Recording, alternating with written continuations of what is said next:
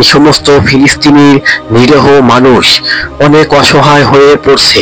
ওদের উপরে যে সমস্ত বোমা হামলা করেছে ইহুদিবাদীরা, আল্লাহ তাআলা রব্বুল আলামিন ইতিমধ্যে কবুল করে নিয়েছে। দুহাত তুলে আল্লাহর দরবারে যখন ফিলিস্তিনির সেই নিরীহ মানুষ বিচার চায়, তখন আল্লাহ তাআলার আরশ কেঁপে যায়।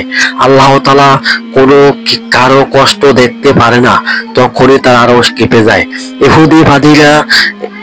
ইহুদিবাদীরা যে রকমের অত্যাচার করছে, হে আল্লাহ তুমি আমার দোয়া কবুল করো। হে এরকমেরই বলছে আল্লাহর দরবারে, এবং মাসুম মাসুম বাচ্চারা আকাশের দিকে চাইয়ে আছে সেই মালিকের দিকে। খাবার কোথায় পাবে, কি করবে? ওরা তো নিরীহ মানুষ, ওদের উপরে নির্মমভাবে হত্যা করছে এবং সব ধ্বংস করছে। একটি জায়গা রাখে নাই যে এই সমস্ত জায়গায় ওরা দিন কাটাবে এবং রাত কাটাবে।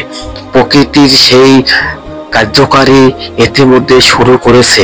যখন ইহুদিবাদীরা ফিলিস্তিনের নিরীহ মানুষের উপরে অত্যাচার করছে, তখন আল্লাহ তাআলা রব্বুল আলামিন ওদের উপরে গজব শুরু করছিল। যেভাবে গজব শুরু করছিল মুসা আলাইহিস সালাম আমলে, যে কালে ফেরাউন মুসা নবীকে তাড়িয়ে সাগরের ওপারে নিয়ে গেছিল, তখন কিন্তু আল্লাহ তাআলা রব্বুল আলামিন ফেরাউনকে নীল নদীর ভিতরে চুবিয়ে মারছিল। এরকমের ঘটনাই ঘটছে। হে দর্শক শ্রোতা বন্ধুরা, যখন আগুনে পুড়িয়ে মারে তখন কিন্তু পানিও পায় না। এই দৃশ্যটা হয়েছে মুসলমানরা, তারা কিন্তু প্রতিবাদ জানাচ্ছে এবং ইহুদিবাদীকে যুদ্ধ বন্ধ করার জন্য বলছে। পুরো বিশ্বের মুসলমান যখন আল্লাহর দরবারে দুহাত তুলে বলছে এবং বিচার দিছে, তখন আল্লাহ তাআলার আরশ কেঁপে গেছে এবং আল্লাহ তাআলা কবুল করে এবং ইহুদিবাদীদের ধ্বংস করার জন্য এমন ঘটনা ঘটছে। আগুন দাউ দাউ করে জ্বলছে, কোনো প্রকারে আগুন নিয়ন্ত্রণে আনতে পারছে না।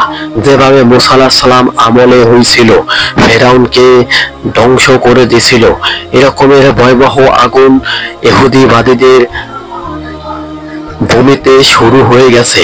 আমরা এই আগুন এমন ভাবে জ্বলতে চাই যাতে এই আগুন নিভাইতে না পারে, পুরো ইহুদিবাদী ধ্বংস হয়ে যাক, তবুও মানুষের কলিজায় ঠান্ডা হবে না।